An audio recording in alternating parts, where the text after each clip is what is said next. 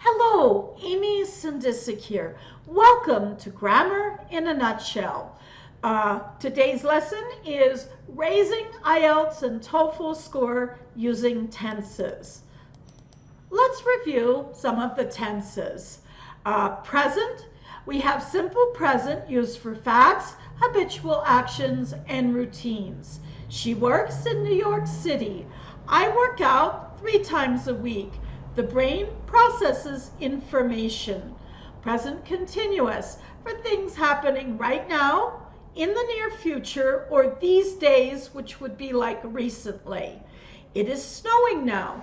The children are looking for their boots to play in the snow. These days, she has been taking up tennis. Past, we have the simple past used for single completed actions. Yesterday, I drove to Chicago. We have the past continuous, describing an activity in progress in the past. While I was driving, a deer jumped in front of me. Present perfect describes an action that began in the past with present and future continuation. I have gone to Paris 3 times this year. Present perfect continuous describes an action that began in the past and is still continuing. I have been studying English for 3 years. Past perfect describing an action that happened before other past actions. I had eaten pizza before we ate dinner. Past perfect continuous to emphasize the ongoing nature of a past action. I had been studying for weeks, for example, prior to the exam. Future. Will is used for instant decisions, general predictions. I think I'll go to Spain next year. Everyone will have a smartphone soon. Be going to for pre-planned decisions or predictions based on evidence. We have made our decision. We are going to move to Chicago. The sky is gray. It's going to snow. Present continuous for near future. I am going to teach this afternoon. Simple present. The train always arrives at 8 a.m. It's used for schedules and timetables. Future perfect for something that will be past at a future time. Libraries will have become obsolete by 2050. Future perfect continuous for something that will continue up to a specific time in the future. The teacher will have been teaching for 30 years by the time she retires. Now let's look at the conditionals. We have the zero conditional, present simple plus present simple, used for facts or conditions which are always true. Ice melts if you heat it. First conditional, present simple plus will or won't plus verb. It's used for a possible future situation which depends on a condition being fulfilled.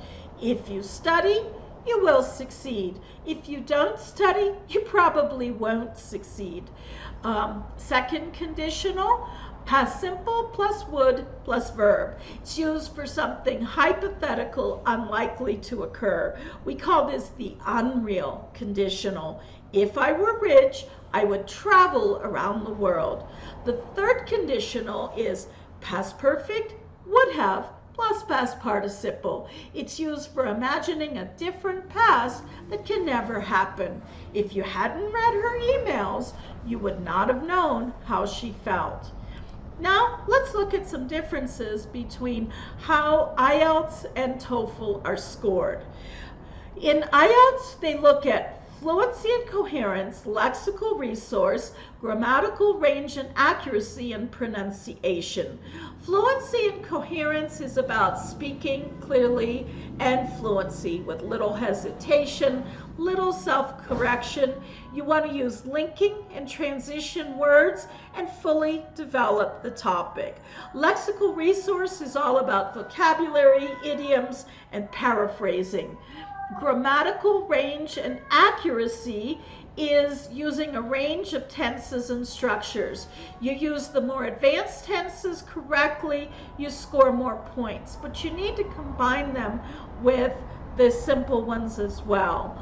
Pronunciation, they don't care about your accent, they just care that they're able to understand you.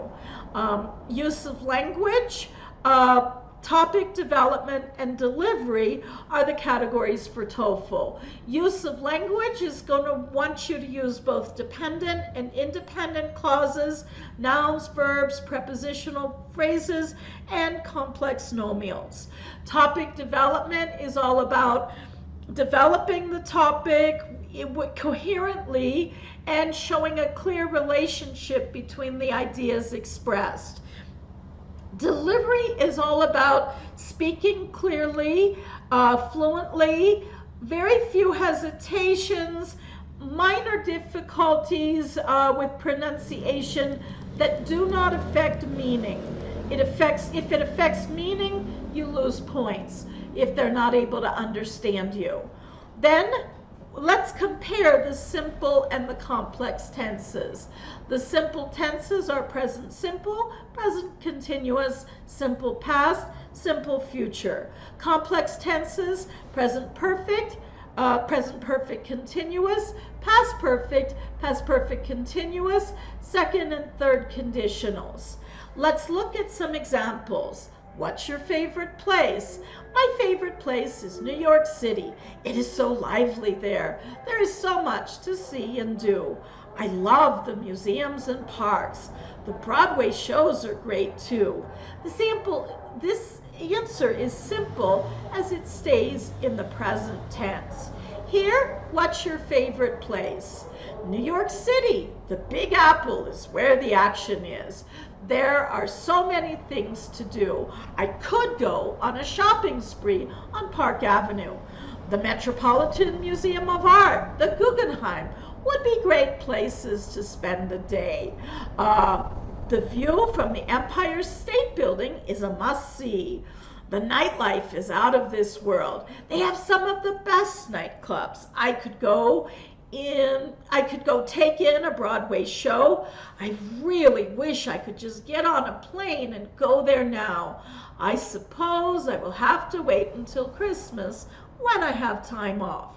This answer is longer. It's better because it includes simple tenses such as present and future, along with second conditional, subjunctive mood. I really wish. Okay, next, what will you do this summer? I really need to get away from it all. Got an idiom here, but I wish I had the money to go to Spain or Greece. I love warm climates. I did a study abroad year in Spain. I had the best time. I would really like to go back someday. Maybe I should start saving money. Otherwise, it will never happen. The answer sticks to simple tenses, present, past, and future. It uses the modal should. I forgot here we've got I would really like, but that's just it's not that complex. So what will you do this summer? I think I will take a vacation. I might go to the beach or the mountains. I love water sports, so it'd be great to go near the ocean or lake. If only I had the money to go to Hawaii. They have some of the most amazing beaches there. I suppose I will have to settle for something closer and less expensive. I wish I had traveled more. I wish I had traveled more when I was younger. It would have really helped me in my career as a travel agent. This answer is better as it includes simple, present, past, and future tenses with one second conditional and one example of a subjunctive. What was your happiest memory? I suppose my happiest memory was playing with the neighborhood kids. We had such great times. I remember how we played in the snow for hours during the winter, enjoying time off school. Summers were great too. We used to play flashlight tag, kickball, and soccer. We never wanted to come inside. Those were the days. The answer's pretty simple, using present simple past, used to and would to show past habits, and a simple clause. Those were the days. Here, what was your happiest memory? I loved playing in the snow as a kid. We used to stay out all day. We would ride our sleds, build a snowman, or have a snowball battle. Those were the best times.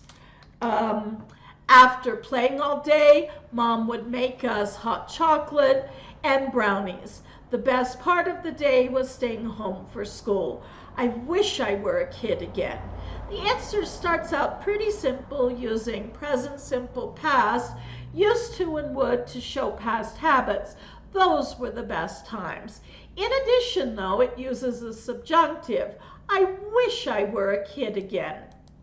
Some other point boosters: paraphrasing, which will be the next video, reported speech, complex clauses, subjunctive moods, and linking and transition words.